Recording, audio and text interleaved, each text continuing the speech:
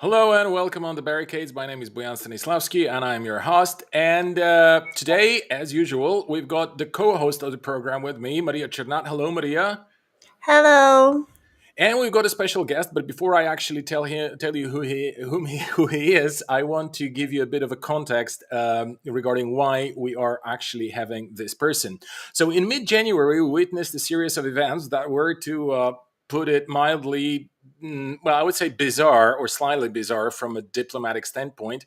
The meetings in Geneva between the Russian and the American delegations, the meetings between the Russian delegation and NATO, the OSCE meeting in Vienna, and now some kind of uh, phone calls, talks back and forth between the American Secretary of State and the Russian foreign minister. Meanwhile, the public was fed yet another escalation of this truly unhinged, let's say, narrative that Russia is just about to invade Ukraine, apparently for no reason. The Western narrative, as well as the reactions of the Western public and the elites of various NATO and EU member countries, are becoming increasingly contradictory, which I find particularly interesting in this context. France and Germany's leaders appear to be, well, rather irritated by the growing threat of a military conflict and the prospect of new round of sanctions against the Russian Federation. Also, the Nord Stream 2 pipeline is at stake in this dispute. However, the paradigm shifting shock was delivered to global public opinions, I would say, back in December, when the Russian government proposed draft treaties that would prevent further NATO expansion to the east and other legally binding security guarantees, quote unquote, as the Russians refer to them. The global situation in terms of international relations shifted dramatically at that point, and something resembling a reverse Caribbean crisis occurred. Of course, the explanation in the West, as well as in the mainstream media in Eastern Europe, rather obedient ones, is simple. It's all because of Russia. So today we'll take a look at how things are looking from the Russian perspective. It is, of course, not so much about what the government of Russia thinks about it, but about the public debate, what the public thinks. What is the Russian public's perception of what is going on, and what are the dominant reactions? What new diplomatic moves could be expected, and what options are currently on the public record and are being discussed in Russia? Is there actual concern about sanctions?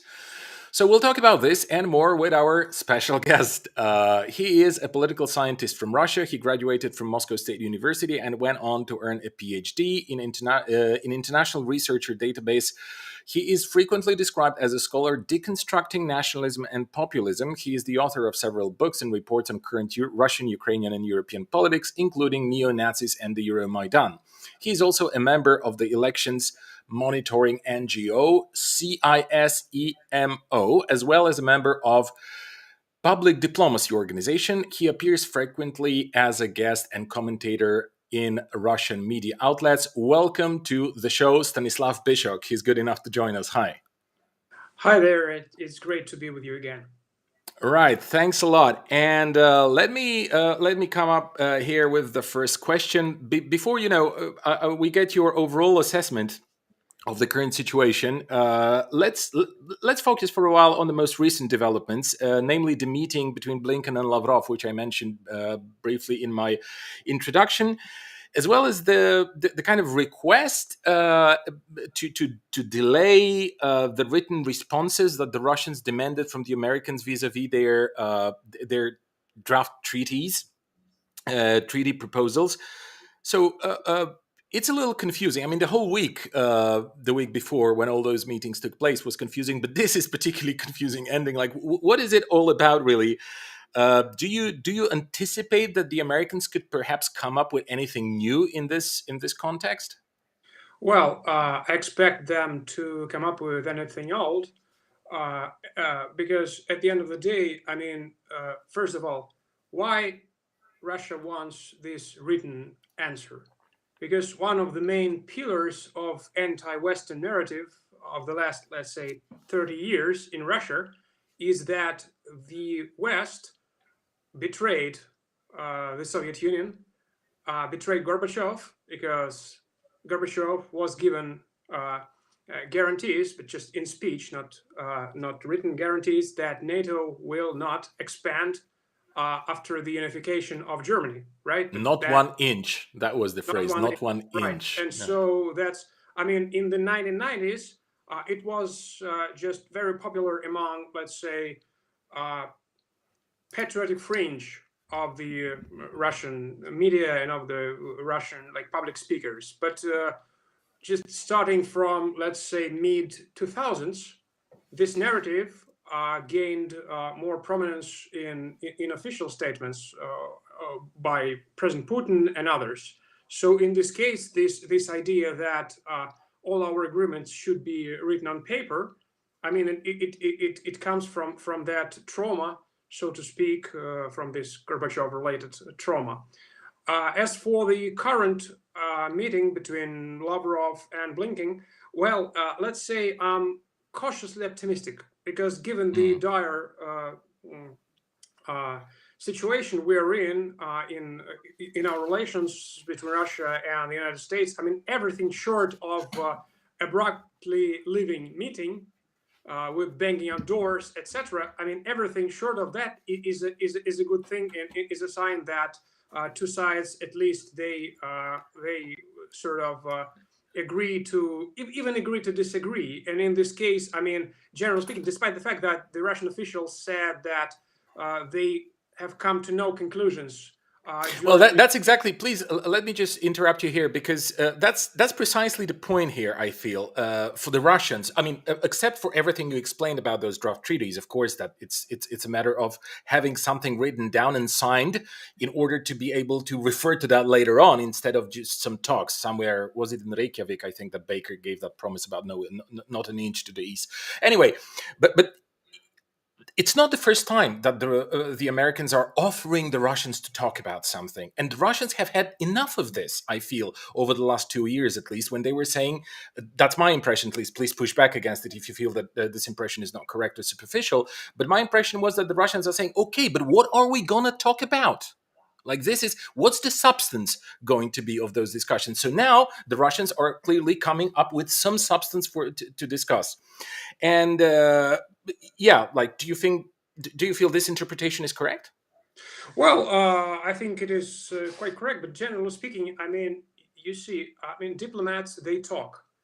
They talk Yeah. during wars, and during times of peace. They always talk. I mean, it's their profession, okay, and it's better to have long talks, stupid talks, talks without any substance, talks without any results, than to have a hot war, right, or Oh, sanctions. that's of Okay, course. so in No this doubt case, I about that. mean, I'm just we just should not expect too much from this round of negotiations. I mean, if we if we approach these negotiations from this, let's say, very low expectations point. I mean, if we approach with this low expectations, I mean, we are let's say we're getting more optimistic because nobody Okay, left. I get it. I don't have high expectations really. I haven't had high expectations of the talks that occurred last week. Yet, I was hoping that there are actually going to be some talks which are going to be at least to some extent substantial. Because what we've witnessed, and that's why I said in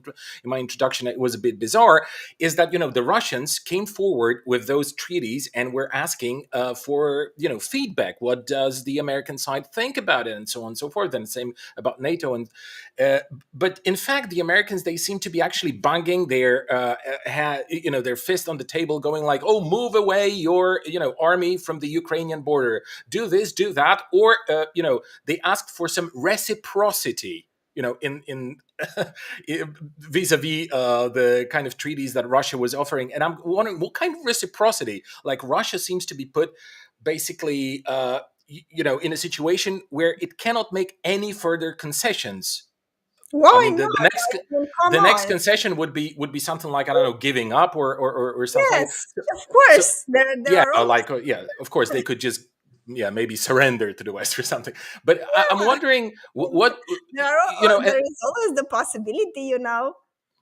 yeah. So it, I haven't had much of a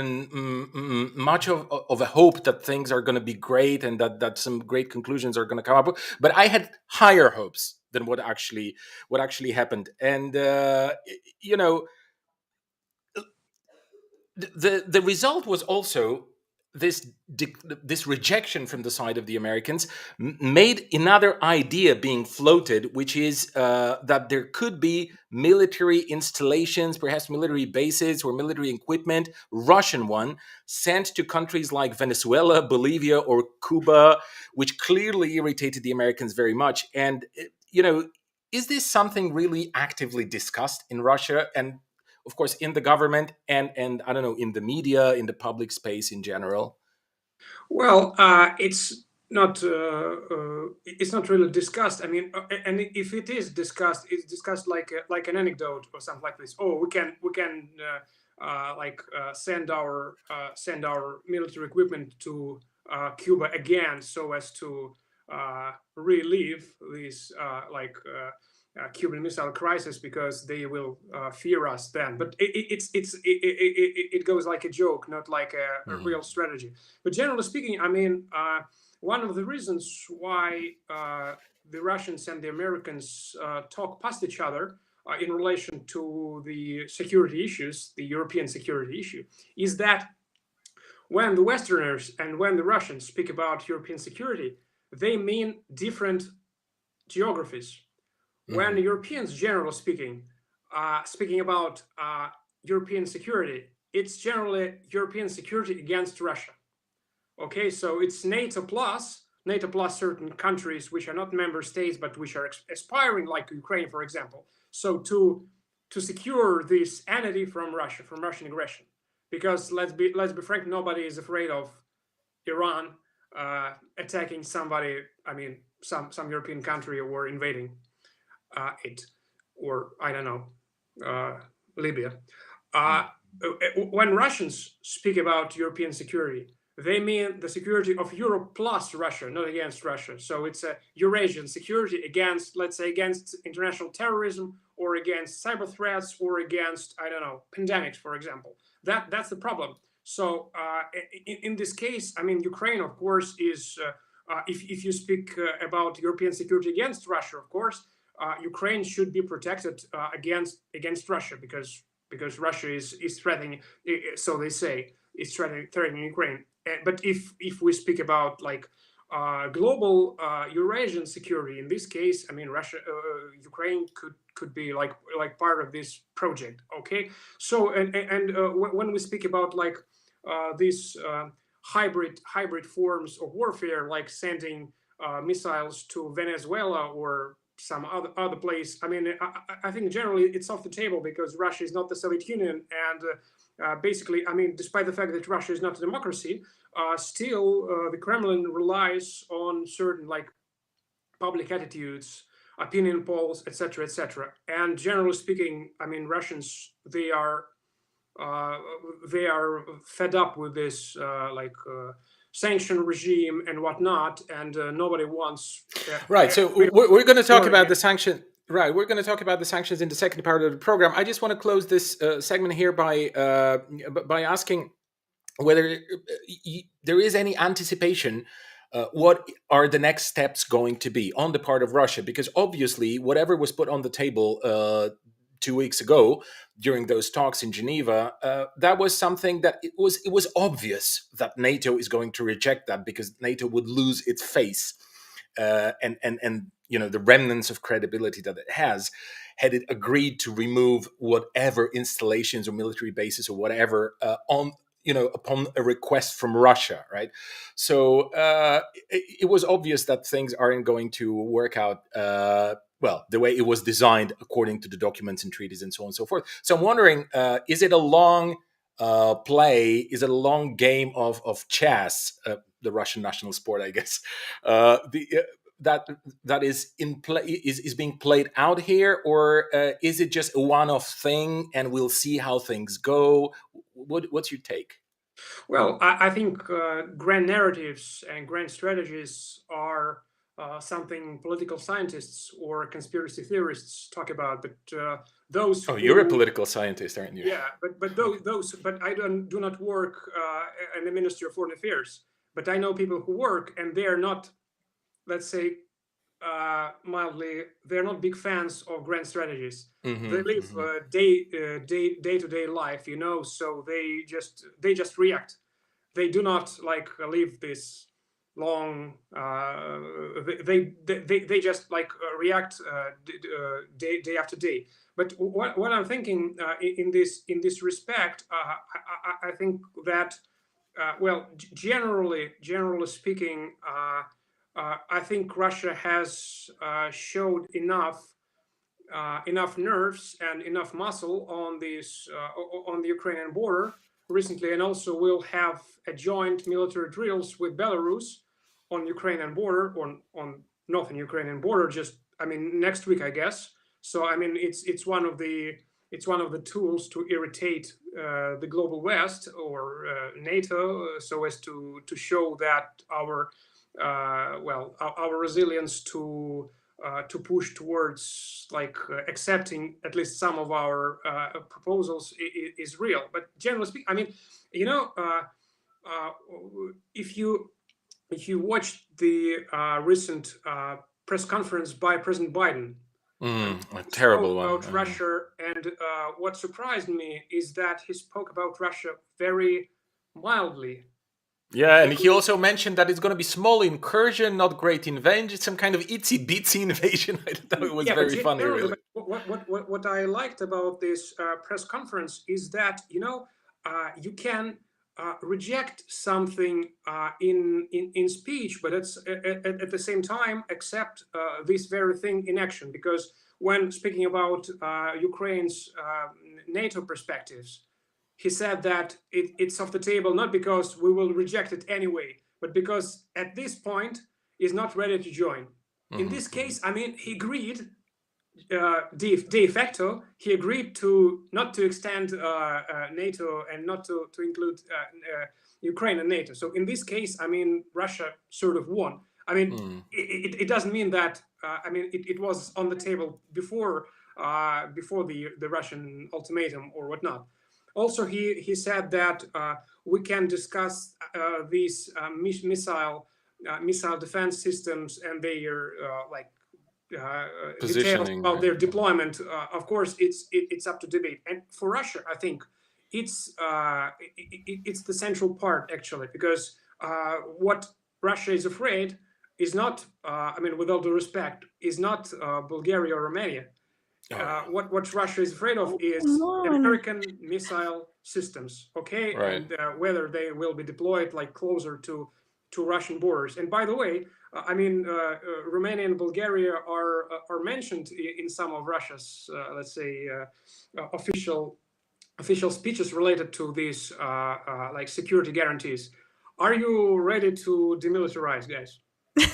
Oh, when Well, you ask let me, I me have no let problem. me Anyway, explain. off to He you, has no Maria. problem because he lives in Poland. Well, my Oh, problem I is have more of a problem because of that, multiple really. problems with that. Let me explain the first one. Well, I find it outrageous, guys. Even our conversation, do you realize what we're talking about here? I sit here and listen quietly to what you're saying, but I feel outraged that in the middle of a deadly pandemic, that should have been enough of a reason for us to join forces to live to fight against it. We discuss war. We discuss war in one of humanity's what I say most dangerous times in terms of this deadly virus it is a threat. Romania was like colored in black for a month in a row last year because we had such a high death rate due to the pandemic. It was an incredible situation. And now, suddenly, even though the doctors are still afraid that the fifth wave is going to hit, we are discussing what? Who's going to win? What President Biden said? What the Russians said? I don't really care who's right or wrong. The second problem, I might think that the Russians might be right in this respect because the West should have handled the whole situation internationally, and I'm referring here strictly to the United States, differently, in a whole different manner. And I think if they don't like President Putin, they should take a long look at themselves because they created that. I mean, he did not appear just like that out of thin air. The mistakes in international politics and diplomacy and economy and all the rest led to the Vladimir Putin that we have today, and they should take some responsibility for that. And the third thing I have with demilitarization, I would like nothing more than seeing the US troops go from Romania. But the problem is, at what cost? I was thinking, what is the price for that? Are we so naive to think that they're going to go and suddenly Romania is going to become a sovereign nation, prosperous, and that the Russians are going to promote democracy and the power to the people and all the rest? Are we that naive? Aren't we in the situation where what we are being asked is to change what abusive partner with another? I mean, for a small country like Romania, I think this is the question. And for us, the situation is quite depressing since our options are so limited. Of course, we have the army and the military elites claiming that they would reach into Kremlin and invade Russia in 2 days. I mean, but these are delusional people that I really don't think we should consider what they say as serious conversations. So the question that I would like you to push back maybe to what I said here, but my question was, why now? Why in the middle of a deadly pandemic are we discussing this? Because I think Russia was not very happy with what NATO did for years now. So why now? Why now? It's a mystery for me, to be frank. And certain journalists asked our foreign minister Lavrov, why now? And he said, well, we've just had enough. And so it was like the final, I don't know, the final phase of our irritation with NATO. I don't buy it, but nobody really says, including like respected analysts, why now? Because nothing happens last autumn between Russia and the United States, or Russia and NATO, to get Russia that irritated and that active in promoting this claiming to this sphere of influence or security guarantees from NATO. So I'm not sure. Perhaps, I mean, here I'm speculating a bit. I think it's a combination of several factors, and one of the factors is that perhaps the Kremlin got certain pieces of intelligence from Ukraine that Kiev was preparing to launch a military operation against the breakaway republics. But the problem, among other problems, is that I believe about 30% or more of those who still live in these areas earned Russian citizenship, Russian passports. So, and if this invasion or this counter-terrorist operation or whatnot began, Russia would be compelled to protect its citizens, like it was compelled to protect its citizens in 2008 in South Ossetia and Abkhazia, right, against Georgia. But Russia doesn't want to get more sanctions and more condemnation worldwide. And also, once again, the idea of launching a war, even a small war, is quite unpopular in Russia. I mean, the reunification with or annexation of, I don't care, of Crimea was applauded by the majority of Russian people just because it was bloodless. It was bloodless, and it was an annexation of a territory where we were absolutely sure that the majority of those people, they wanted to join Russia because they were Russian, they spoke Russian, they lived inside the Russian sphere of culture, etc., etc. But the Donbass crisis, the Donbass, let's say, hybrid war with the pro-Russian proxies, etc., I mean, it's not as popular as the Crimean referendum and the Crimean takeover. And nowadays, I mean, people just we just don't want it. So I think one of the reasons for these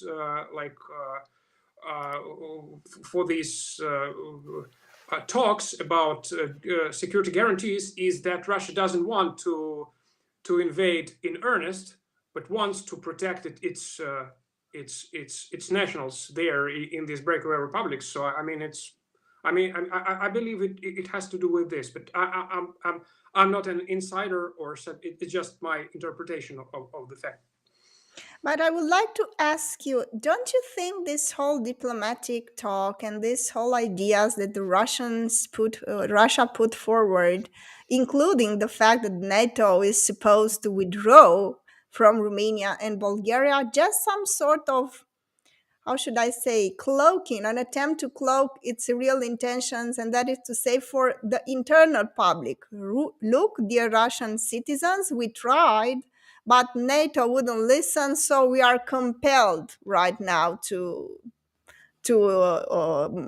protect our citizens in Ukraine and engage in some sort of military conflict.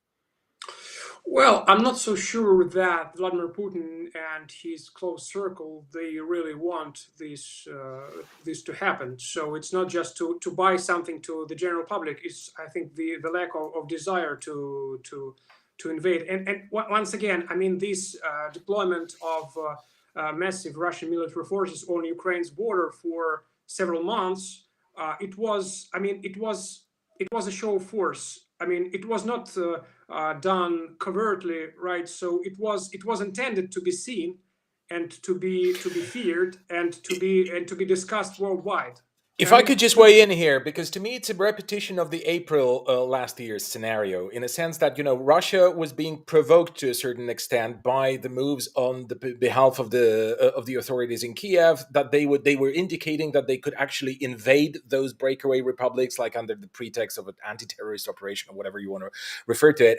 But Russia was doing pretty much the same. Like, it was accumulating or gathering forces on the border in order to deter Ukraine somehow from doing this. And perhaps now it's even not, I mean, I don't know to what extent Ukraine would like to have any sort of conflict, or what would the purpose of that be, because I'm pretty sure that Ukraine knows that, you know, in a situation of war, it would probably, you know, lose within 3-4 days, and then the country would be in real trouble. Like, it could be pretty much the end of the Ukrainian statehood. But anyway, I don't want to speculate on that. I'm just wondering whether now, provided that Ukrainian politicians are even saying that this hysteria about Russia invading Ukraine is not really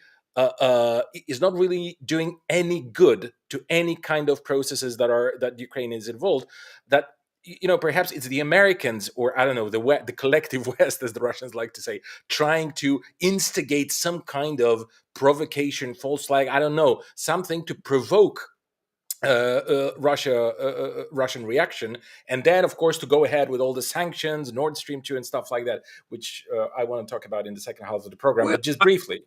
Well, I think we should not underestimate the internal Ukrainian political dynamics, because I mean, we have President Zelensky, who came to power as a president of peace, but the internal the internal situation there is that he made him more hawkish than he was in 2019.